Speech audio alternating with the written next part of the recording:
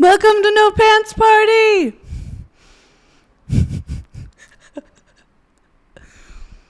I love the name of our podcast. It's really good. I like it. So, do you remember how we came up with the name? Yeah, we wanted to record a podcast not wearing any pants. No. This came up way before that. Oh, You don't remember our inside joke? our inside joke? Oh, yeah. So, actually, I remember that. We have this habit that when we're wanting to have fun and wanting to go to bed, we say, no pants party. That's like our cue, like, okay, time to get cozy and cuddly. So then we just like take our pants off and get into bed and just cuddle. Exactly. And over a few years, we have made this a trademark of our relationship. A trademark? We're not... Oh, well, I shouldn't disclose that we're not a trademark yet, but yeah. No, unofficial, guys, trademark of our relationship. Okay. Yeah, it's like our inside, I don't know. Excitement. And yeah. I get excited when you say that. We yell it. We get excited.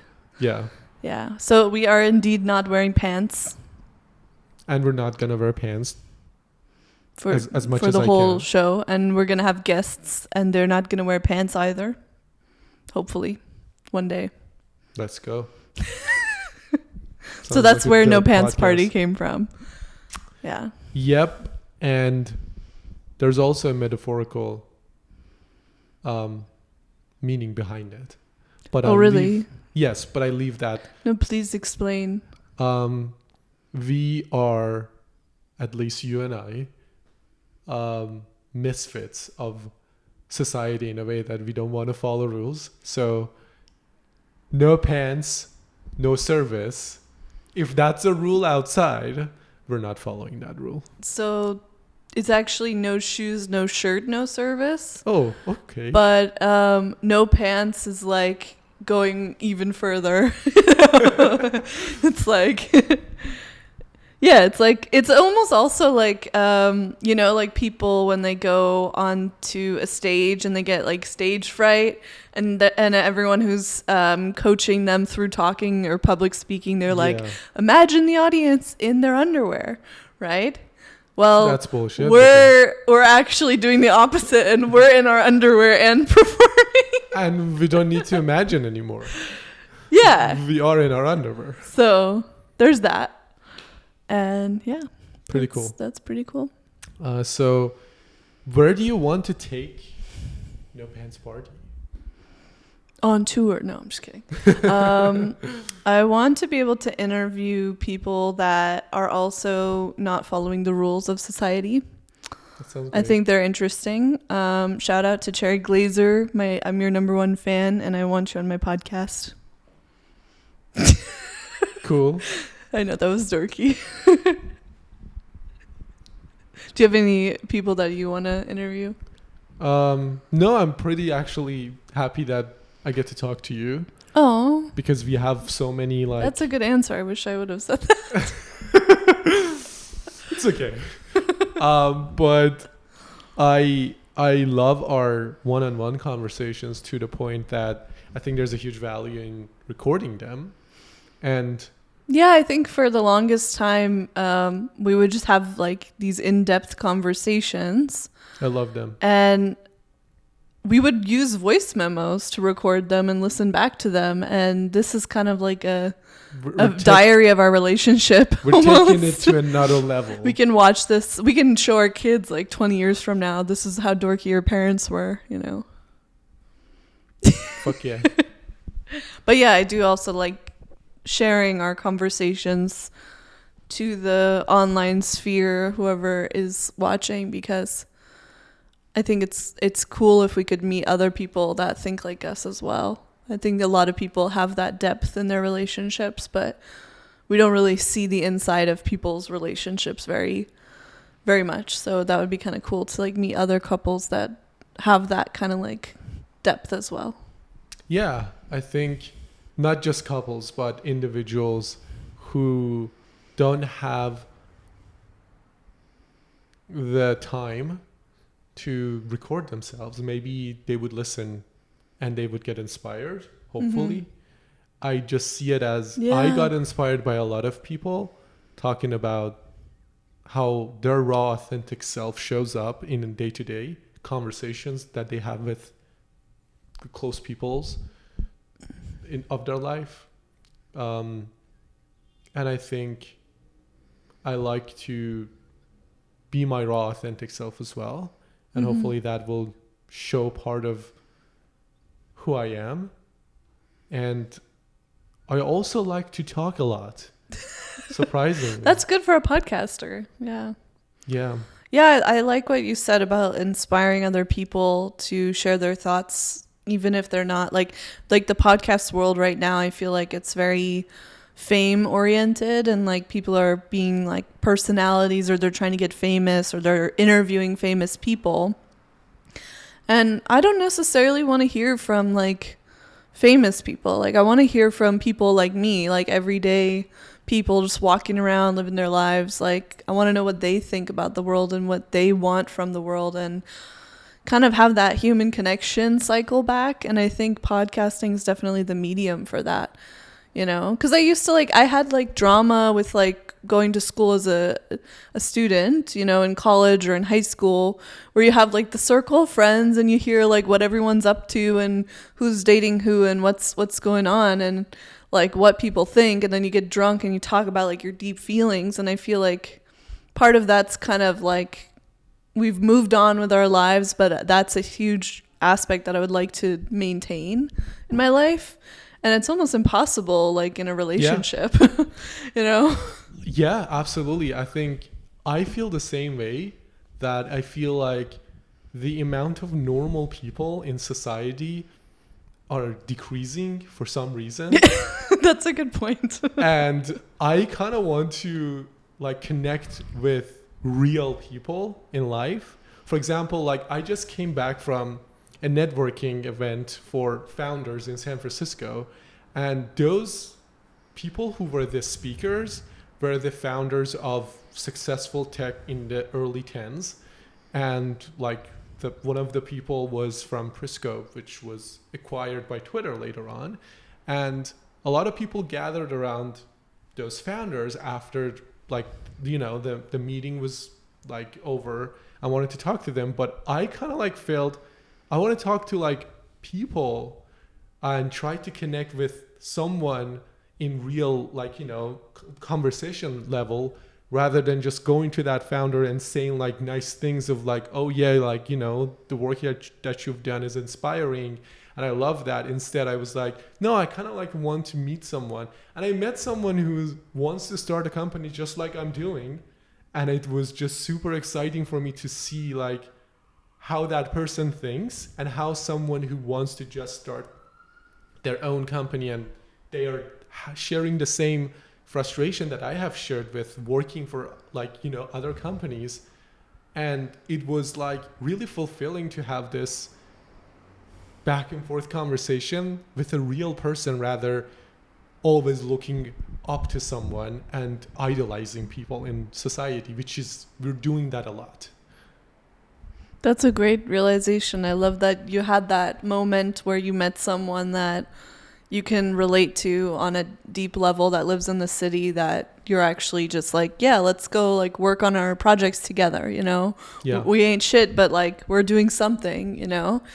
Yeah, it's definitely like the influencer and the follower has seeped so deep into our like, I get maybe because we're living in California, maybe that has a huge part to it. But it's almost like even when you want to make friends, you have to find that dynamic of like, okay, who is the influencer and who is following? Yeah. And it's like, why can't we all just kind of like share ideas and operate together? And why do we have to like look for famous people in our everyday lives all the time and idolize people instead of just kind of like being chill? And like it's almost like everyone doesn't want to waste their time with like normal people. Yeah, I know what you're saying. And I kind of hate that.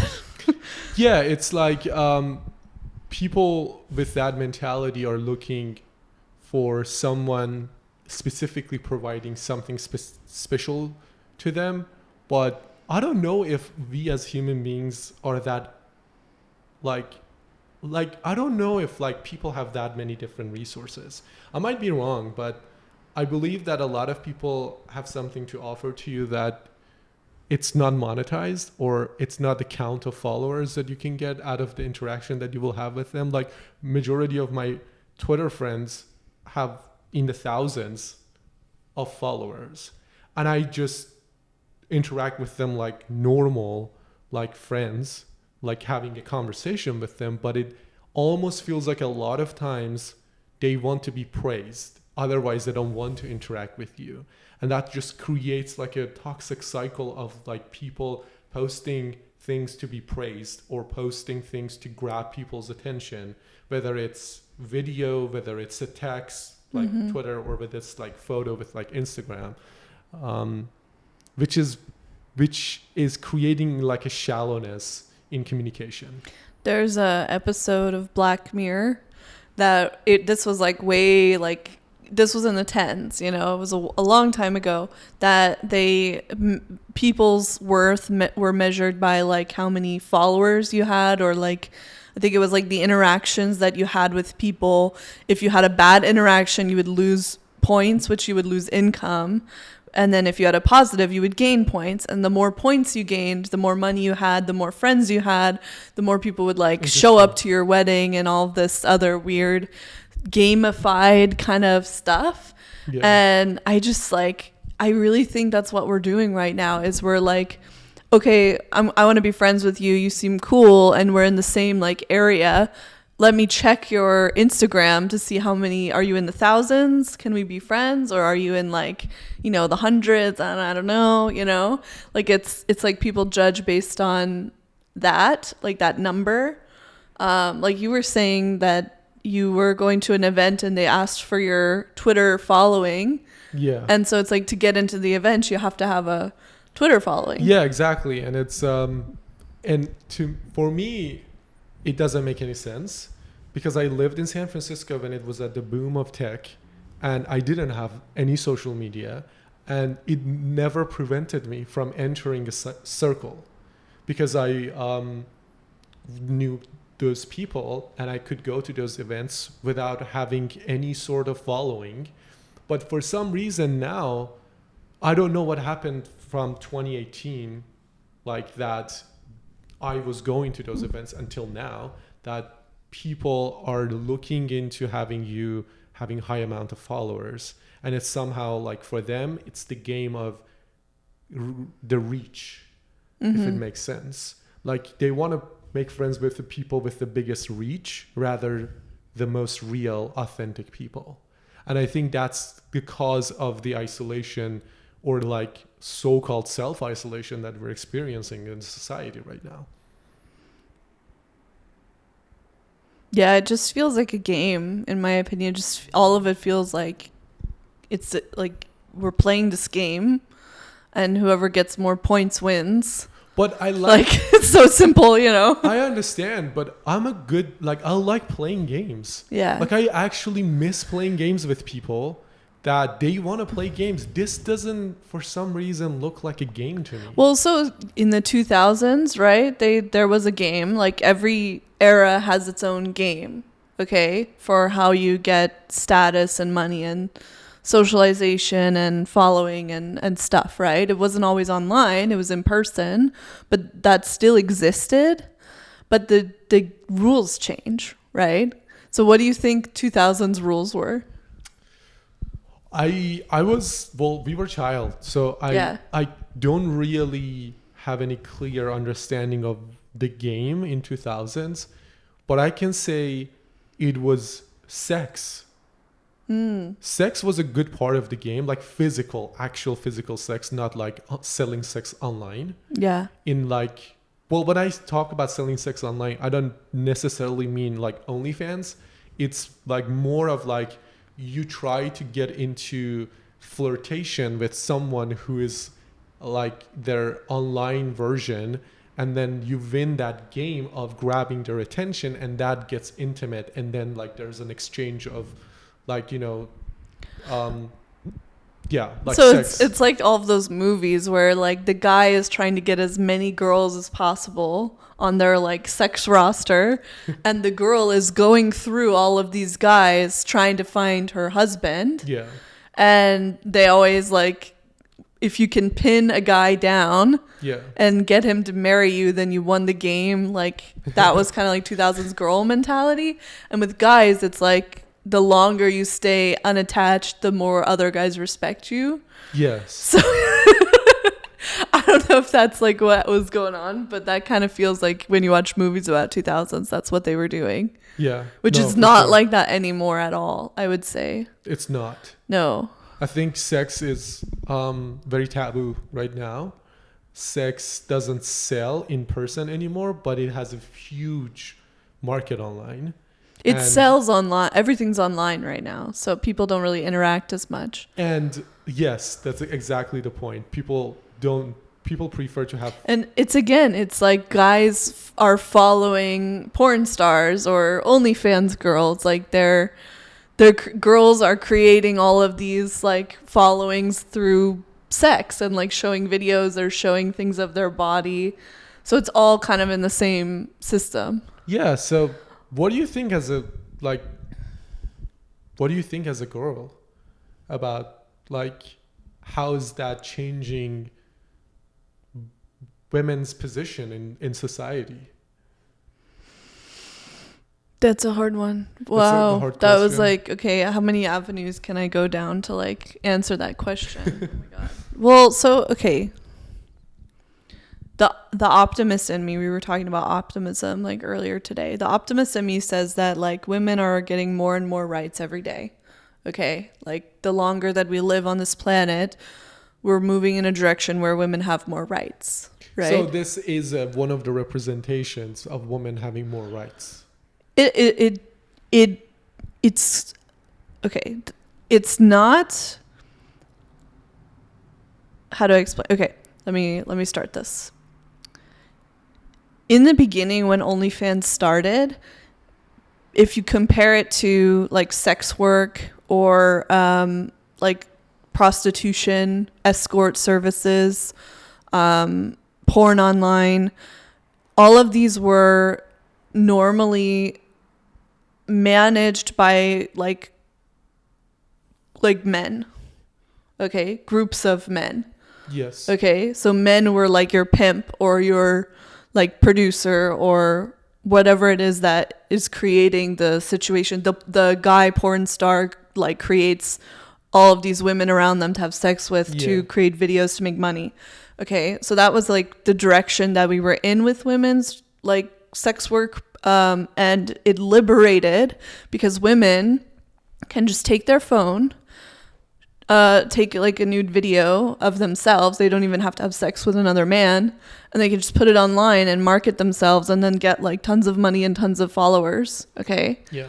And so in that sense, it's safer. It's controlled by women. It's like a women-owned business, you know, which that is amazing and that's great and that's like really powerful. So I'm applauding like OnlyFans for that, for giving women that access. And like we also had like webcam girls, but So those were managed by guys as well. I wouldn't just say the OnlyFans. It was a progression from the 90s. It started forward. and it went forward. So that's why I say we're always gaining more rights. Yeah. But like, and I mean, like if you're going to interview like a sex worker or like a girl from OnlyFans, I'm pretty sure like they would have a better opinion than me. But as like a woman every day walking around in the street, not selling my body for sex, like, I noticed guys are not approaching me as much, not approaching people in general as much in person. Mm-hmm. So I'm sure it still happens. Yeah. I'm also older. I'm married. Like, I'm pretty sure like guys can pick up these cues as well. Yeah. But in general, I feel like because everything's shifted online, guys, and because of like all of these women's rights movements and like guys no longer feel like it's appropriate to approach women, but there is still a lot of guys that are like attracted to women, but also like I would say creepy a little bit, you know, like there's always been creeps. But it's more and more that guys' attitudes towards women in public are like staring. There's just a lot of like stares that are really super uncomfortable. Like guys used to be comfortable around women, expressive, flirtatious, fun, not like creepy, heavy, fantasizing while looking at you, wanting to just like do really disgusting things to you in their head while you just like see them across the room and they're just total strangers.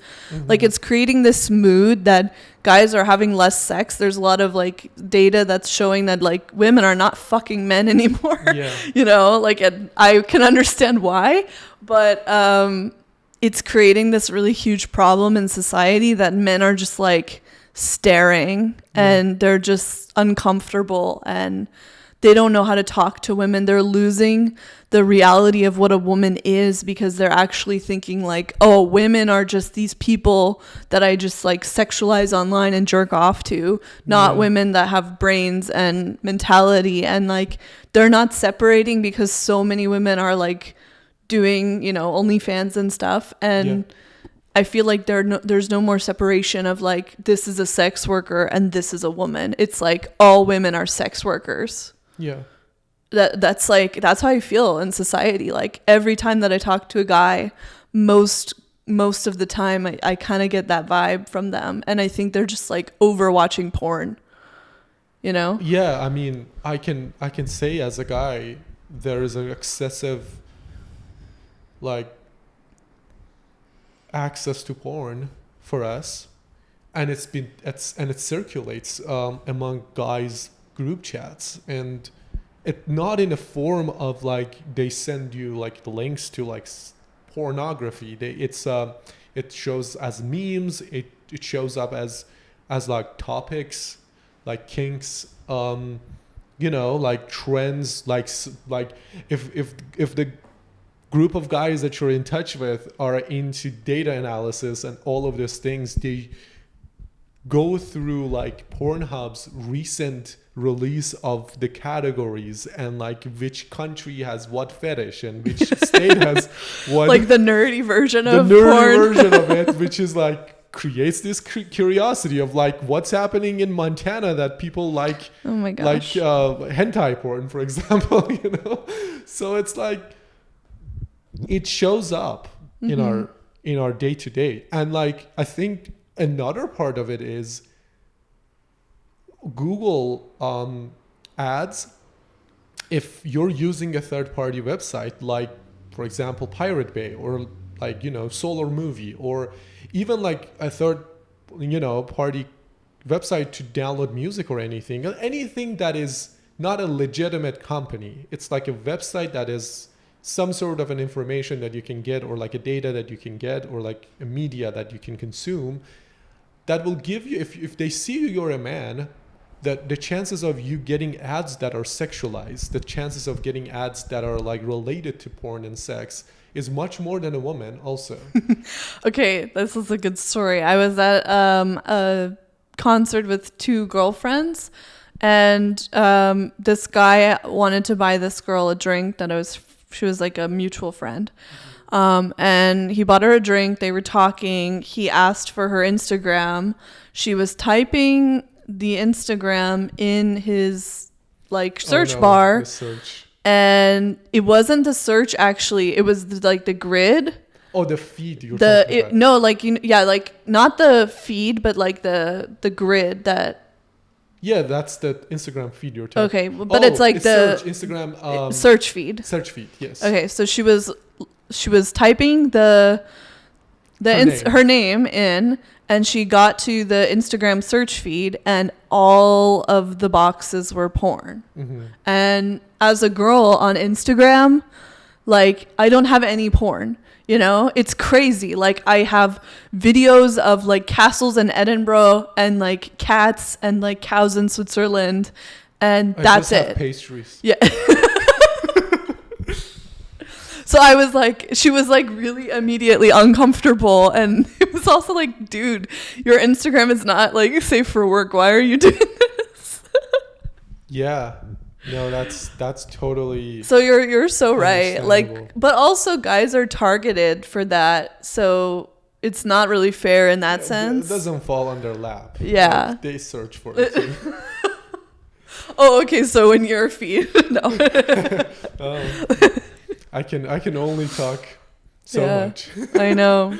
Um, Yeah, because my platforms are like sex free mostly, and then I have like separate apps for like porn and sex and stuff. Like it's all separate, so I don't get like distracted during the day where I see like sex happening in my social media. You know? yeah. I can also say like my social media is pretty free of sex because, well, it's not really a place to look for pornography, and it doesn't really serve the purpose that it should. Mm-hmm. But it's going back to the general topic that we were talking about. You talked about one aspect, which is a very deep aspect of the effects of platforms like OnlyFans on day-to-day life of a girl. But that still doesn't quite like complete the puzzle in my head about why we are actually not having physical sex. I mean, I think it's the same question. Why are we not having physical friends? I think online friendship, as someone who is an immigrant and has a lot of friends in my country that I'm still in touch with, even though, or like has a lot of friends in Europe that is in touch with, even though the time zone that I'm living and they're living in is completely different and we're off, I still somehow manage to keep touch with them. But for sex, at some point in my relationships, I just got over receiving nudes and sexting with that person and wanted the physical touch, because I feel like I also don't want to do relationships long distance. Yeah. In a long distance, like, way. So Some people do though, but I see your I have done long distance relationship as well, but I'm saying like, what's the core behind why people are having less sex? And I mean, what do you think it is? You answer first. I don't think there's one answer to that. Yeah, there's a lot. And I think there are like very, I would say cultural reasons. There's economical reasons, like guys who don't have money to take good girls on good dates, they won't get sex. That's just a fact. And we live in a time, as we go further and further, the economical disparity between people are just getting worse and worse. So I think economics is a huge factor, because it used to be that like having a house and a few kids in a good area that's safe and traveling for like a few weeks on vacation, that's like the norm. That's like you have a good life. You're having an amazing life if you can do that, right? And they could do all of that with like a normal shitty job in the 50s and 60Ks like range of like income. Exactly. One person could do that. Like that's my parents basically in a nutshell, And the reality is like people want more out of their life. They are seeing these people living really cool lives with millions of dollars, doing all of these excursions and traveling and not working and just like retiring at 30 and all these crazy things that they want for themselves. But being honest, people don't want to do the work. They want to find a partner that will do that for them, you know? And the problem with that is like, you're never going to find a partner that's going to do that for you. You have to build together. My general belief is that you will find someone that is in a very similar range to what your capabilities, your attractiveness is, like your financial situation. Did you come from money? Are you someone who's earning a lot of money. Like, guys look at that. They don't just marry any pretty girl that comes their way, you know? So with that, that's unrealistic. There's also like a study that shows that 90% of women are going for 10% of men. Meaning, like, if you're over 6 foot and make more than 100K, 90% of women are trying to get to you. Okay. And then the rest of the guys who don't match that criteria are just like shit out of luck. And then girls are like settling for that, you know? Interesting. So that's a bit like, I don't know, that's frustrating to me that it's like, why aren't we more self-aware? And if we want that, why aren't we building towards that with someone instead of just finding someone to give us everything that we ever wanted? Yeah. And I love how the topic circled back to the initial topic that we were talking about in this podcast, which was why people are not willing to connect with real people. Yeah, exactly. And this is exactly one of the other facets. On the flip side, sorry, were you going to go like far with that? No, I'm good. Okay. On the flip side of that, I kind of talked about girls seeking, 6 foot, 100K or more. Guys, maybe they're not seeking a supermodel, but they are seeking someone they can mold and make them their mom. Okay. I can see that. I feel like most guys are like, okay, I don't need some supermodel or some girl that's like a businesswoman that's making all of my income. I don't need an OnlyFans star, but I do need a girl that is like simple and cute and just will like do whatever I say. Yeah. Okay. And I think we've completely passed that era where that is acceptable for any woman to do, Like, you think there are still girls who want to do that? Like, yeah, 100%. I mean, like, we're in California, so have to like measure. Like, I'm sure if you go to like a lot of other countries, that is expected. There's not a lot of like women's rights in Romania, for example, where like women would probably be happy with like a man just like helping them and being good to them and being nice to them, but like, I feel like in California, if you're a woman and you're just pleasing a man for your lifestyle, no matter the income, I don't know, maybe I'm wrong. Maybe like women are like, oh, that's a win, like you did your job, like that's all you need to do. But I don't know, I think like women have more capabilities than that, and we're realizing that, and we have more opportunities than we used to, and we're choosing that over the other. So I don't know. No, I'm on the spectrum that you're like exploring right now,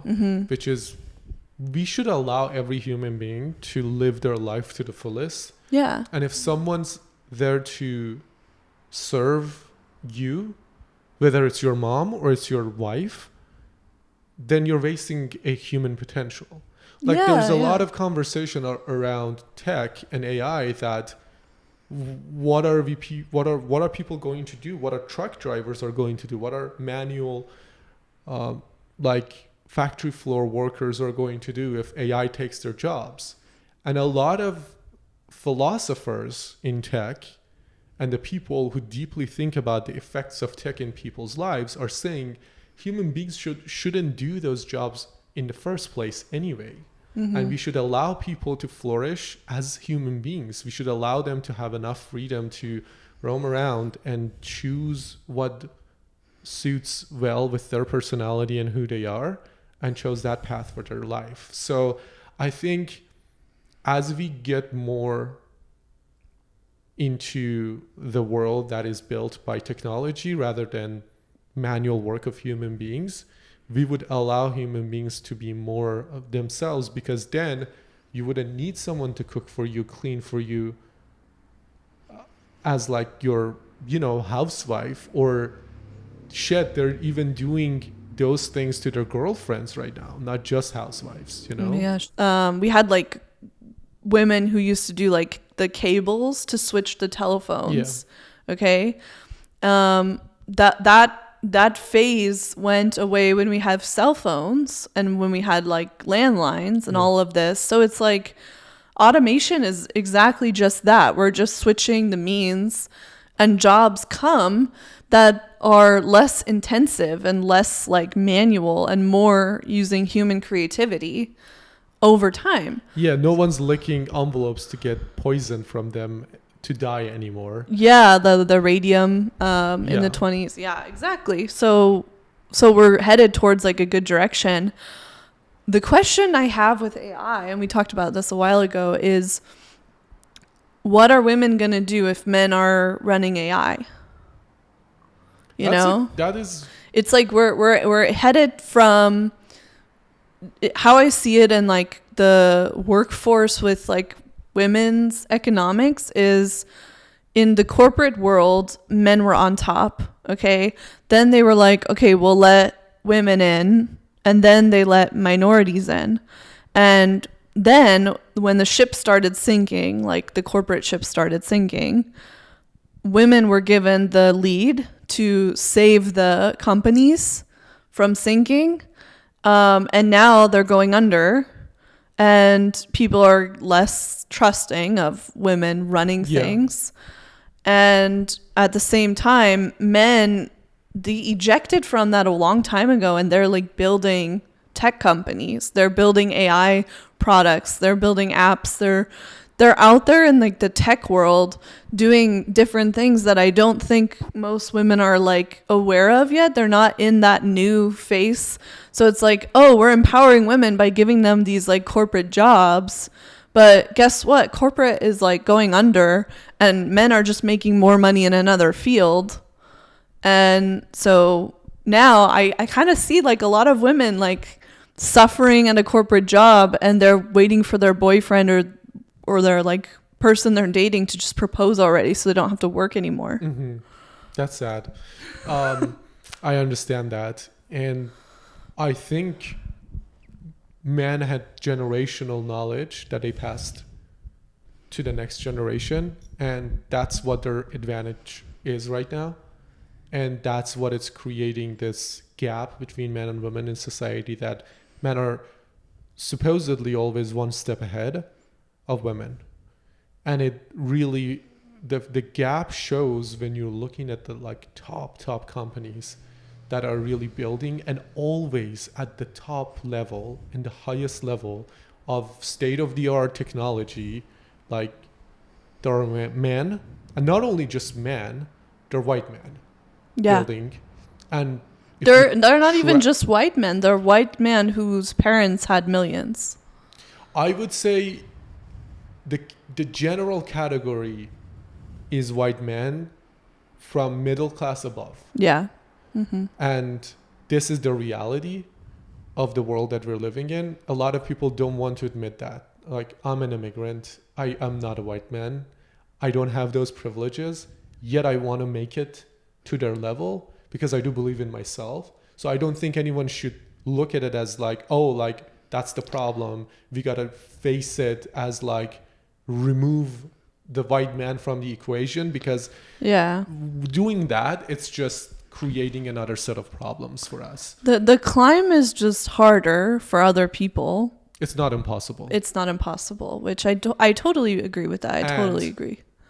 I kind of want to end the podcast on this note of saying, if you're real and your raw, authentic self, you have a high chance of making it up there. Because today, in the like gathering that I was part of, someone asked like, what is the biggest mistake that anyone can do when they're building their startup, either going for like fundraising like from investors or going through a merger acquisition by another bigger company. And all three CEOs agreed on the fact that never lie about anything. Don't ever say anything, even like a digit, that is not accurate, and be transparent with every single step that you have taken and you're going to take, because that's your way to go high and to get And they gave an example of a company that I'm not going to name that was super close to merge with another big tech company. And everything at the last stage fell through because one number that was not even important on the scale of like the work that they were doing was inaccurate. And they found out that the founders were lying about that number and it was not even that important, but it made the deal fall through. The distrust. Exactly. Yeah. Wow. That's very, very good point, that just be your raw, authentic self, and you can kind of like go further with that than just being a demographic, I guess. Right? Fuck yeah. This is our No Pants Party podcast, guys. Thanks for listening to us. See you next week or the week after that, whenever I can get this edited. Peace.